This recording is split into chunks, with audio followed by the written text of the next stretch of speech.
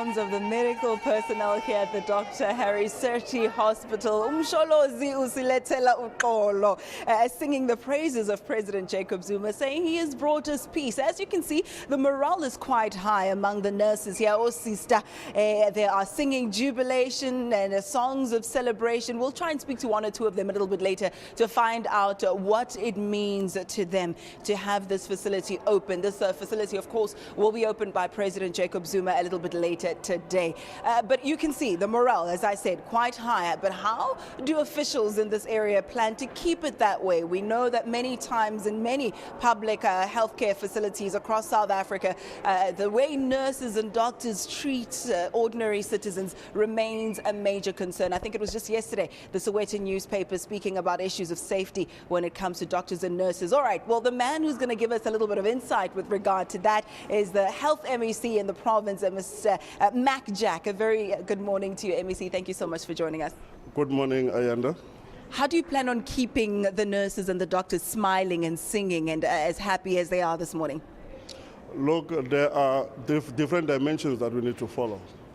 One of the challenges that we are having is the whole question around occupational health problems, OSD, where they are really concerned about the manner in which we are implementing it, which is not 100% correct. As a result, it's one of the issues that I'm giving my entire attention to.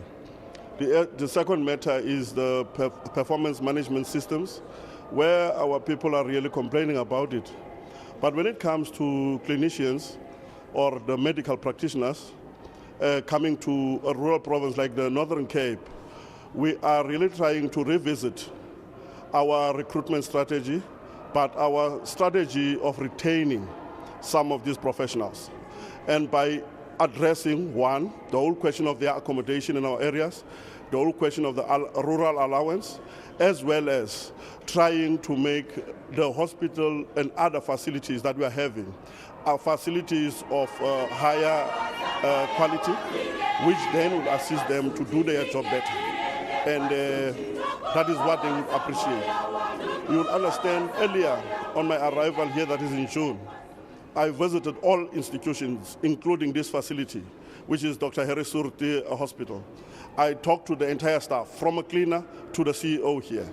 They raised their issues. And that is why, as a department, we are trying to find responses to those matters. Issues of HR, issues of financial management, particularly issues of supply chain management. We are trying to address those, and we believe that can boost their morale, but also that can also lure others that are outside our province to come into the province. Hence, I've made a call during my budget speech to say anyone who is a nurse, who's a doctor that finds himself unemployed at this point, let them come to the Northern Cape. We'll ensure that we are appointing them, because that is where we are having a shortage in. Thank you, Ayan. Another shortage that has made headlines recently with regard to the Northern Cape healthcare facilities is the issue of inadequate or lack of ambulances. I know the Democratic Alliance took to the media a little bit earlier this year to lament the number of ambulances saying there was just insufficient. Have you been able to address those concerns? Two issues around that. One, the whole question of the vehicles is a serious problem. You would understand we are driving long distances.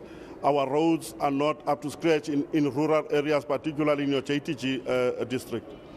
As a result, the vehicles are worn out shorter than what they were supposed to. But then what we said, on an annual basis, will replace at least 80 to 100 emergency care vehicles or patient transport vehicles.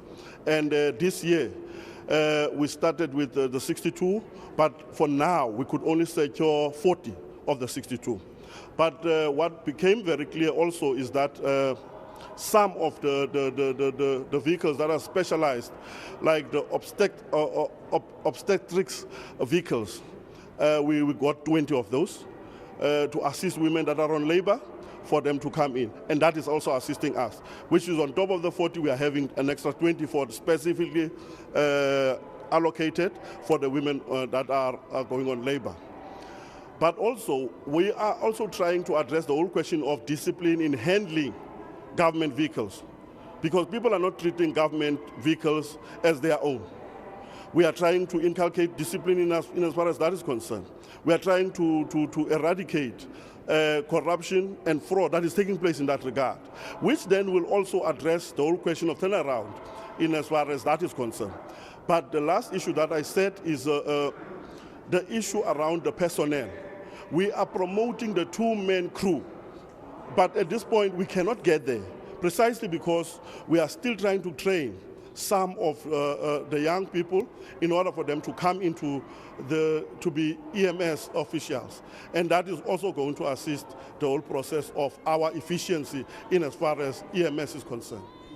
You have the benefit of hindsight with regard to Godinia Hospital. It was much smaller. It used to be overcrowded, long queues, long waiting period. Now with this establishment that's much bigger, how have you been able to tackle issues of perhaps long queues that are not just a problem in one or two isolated incidents? They're a problem nationwide when it comes to public health care. How will this facility deal with those? Obviously, the logical thing is this facility is a bigger one, isn't it?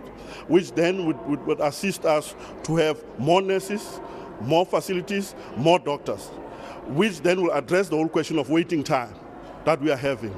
But also we are saying to our communities, we want to get feedback from them.